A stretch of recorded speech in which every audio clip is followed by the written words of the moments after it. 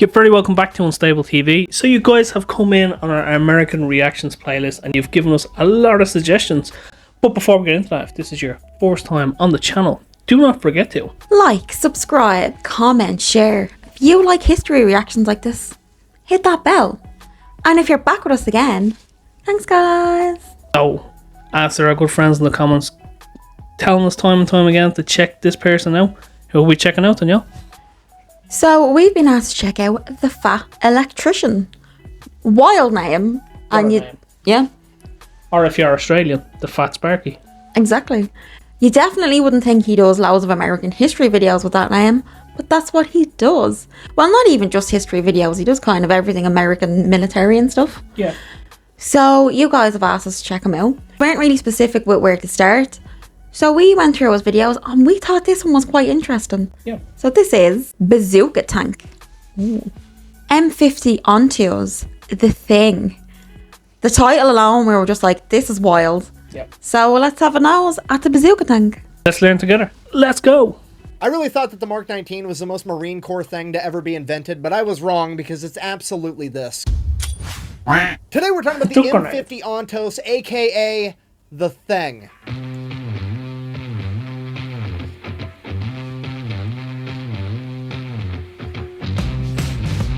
What is this?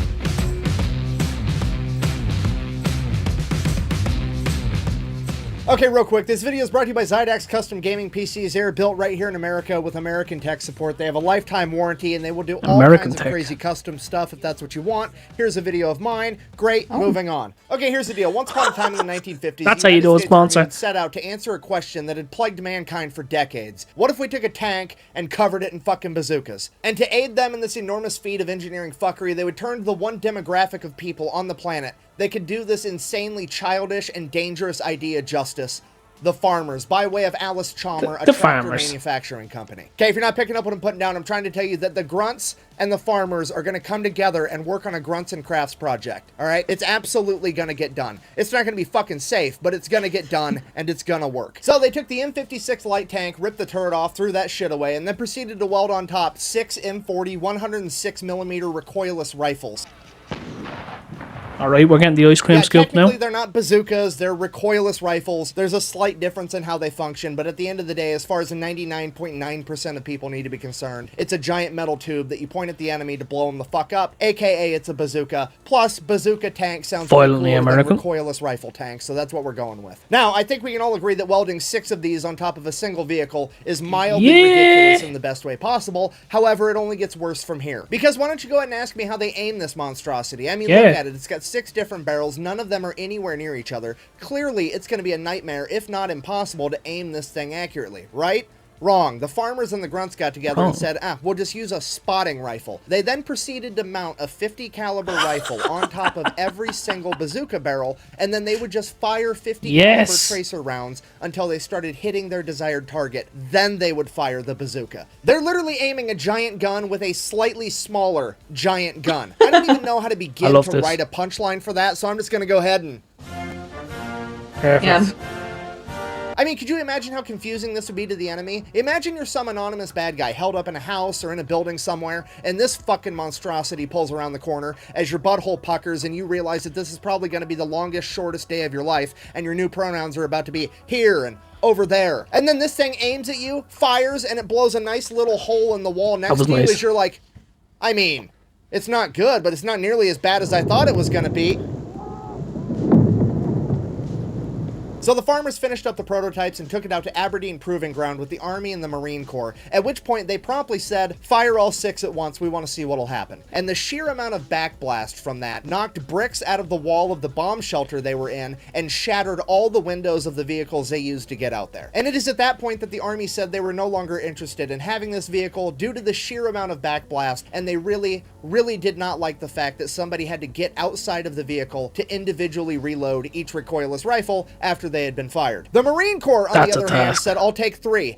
100. The Marine Corps ordered 300 of these fucking Of course things, the Marine Corps which is did. terrifying to think about. I mean, to be honest, and it pains me to say this, but as far as logic goes, I actually have to side with the Marines on this one. The Army's over here bitching like, oh, you could get shot at while you're trying to reload. And the Marine Corps is like, we've been getting fucking shot at since 1775 without a bazooka tank. Imagine how much fun it's going to be with a bazooka tank. And I mean, to be fair, what the fuck is going to be left to shoot at you after you shoot the first 6 gigantic bazookas that general direction? And even if somebody was still alive and they did have big enough balls to pop their head up to try to shoot at you while you're reloading, you still get to shoot at them with your spotting 50 caliber fucking rifles and the 1930 caliber machine gun on it. Like, it's a win-win. And I know what you're all thinking, but how did it perform in real life and not just on the chalkboard? Probably Thank very you so well. much for asking. It was first deployed in 1964 to the Dominican Republic during Operation Powerback, where it promptly destroyed both the tanks that they ran across, that being the AMX-13 and an L-60. And then after that issue was resolved, all 300 of them were promptly sent to Vietnam. Okay, here's the kicker with that. There was no established battle doctrine for this weapon. There's no rules, there's no standard operating procedures, and there was no Marine Corps MOS that was designated as being responsible for this weapon. So it's like working in retail. There's no one guy that's like the expert. They literally took 300 of these fucking monstrosities, gave them to the Marine Corps, and said, here's your bazooka chariot, kids, have fun. Shit got out of hand. That's amazing.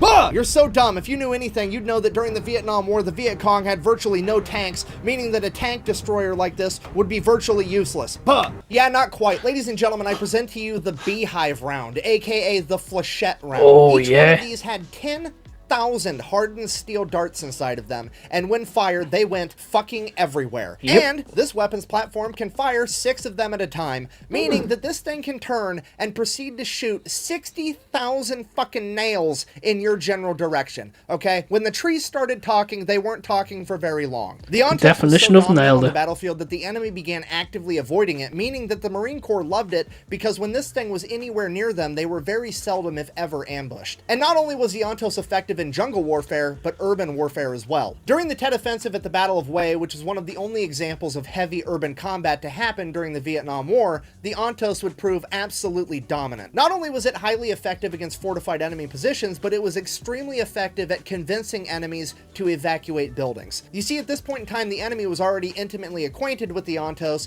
and knew how it operated, so all the Marines had to do to get an entire building to clear out was shoot the 50 caliber spotting rifle through the window a couple times, and all of the enemies would, and I quote, scurry out of the building like rats when you turn the lights on, because they knew what was going to come next after that 50 caliber round. Unfortunately, the original 300 M50 Ontoses would be the only ones ever created, and after the Vietnam War, the remaining ones would all be turned over to the US Army, where they would be decommissioned, stripped down, and sold off to construction companies as tracked vehicles. Luckily, however, some of them did make their way into museums where their legacy is still preserved today.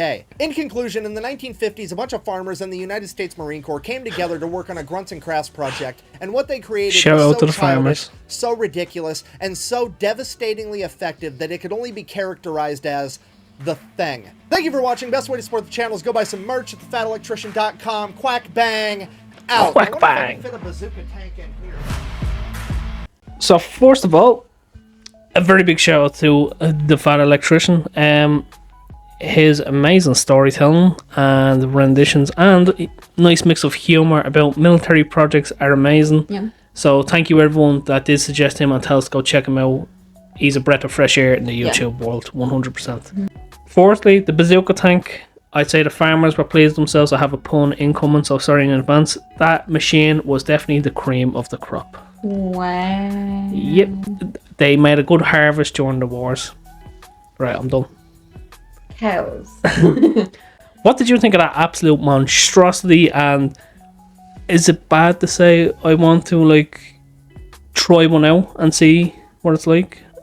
Obviously, not at people, just to like probably like an empty barn or something to just see how it actually shot in real time. Neither of us are combat ready, as we'll say. So, if you decided to use that, you probably would never get out of it. Yeah. If you're picking up bottom throwing down. So it just completely ruined the bunker. Yeah. Completely ruined all the cars. Completely ruined absolutely everything. And America was like, yes, absolutely. We want every single one of them that you can make. Thanks, farmers. Let's go. I mean, if that's not America, I don't know what is. Like, I don't even know what to say here. I really don't. This is probably one of the weirdest military vehicles I've ever seen in my life. Guns on top of tanks. No one stood a chance. No one stood a chance. For a tank of that size to be coming at you, what else are you going to do but contemplate your life and scurry out of the building? Prior to that, the beehive bombs with so many nails heading in one general direction, you are outflanked and outgunned. You may as well just lay there and go, well, I've had a good run. Yeah, pretty much. But the bazooka tanks, like, you may as well just throw down your weapons. It's over. Like, but he was saying there, everyone did just throw down their weapons. Everyone did just throw down their weapons after seeing it first. I don't blame them. I don't like that can take out anything by the sounds of things. So I just, why did they get rid of them? Like, why did they actually get rid of them, or were they just too dangerous to have? They were 100% too dangerous. As he said, it was a child's play. Here's a chariot with bazookas.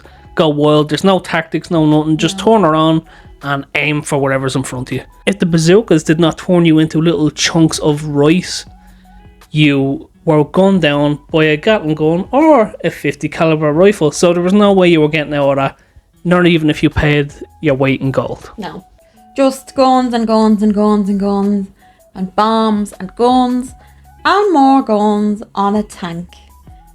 I mean, if I was going to war, that is something that I'd want. Yeah, absolutely. 100%. Yeah, why wouldn't you? That's like, there's nowhere to go, nowhere to run to. Yeah. That's it. Yeah. It's over. So, of course, guys, do let us know what you think of this and what would your ideal tank be if you were going into war. But did you hear about this tank before this video? Or is there any other tanks we should check out that top this one? Or is this just the most ridiculous and best one out there? Actually, that's a good video. What's the most ridiculous army weapons that were ever made? We might make that one, actually. Yeah, we should do that. We should. We are going to do that. Give us a few weeks. We'll look into it, because I'm assuming if this one, as ridiculous as it is, was made like that, I'm assuming there was hundreds more. There has to be. I'm sure in war times everyone was like, let's throw this together. It might work. It might not. Like, if it was early 2000s wartime for us, I think we'd all just take the Nokia phone and throw that as grenades. I mean, we could still do that now. There's still some floating around. Let us know your thoughts about this video in the comments down below, and if there's anything else like this we should check out, do let us know. That has been our 2 cents, and we will chop ourselves out as.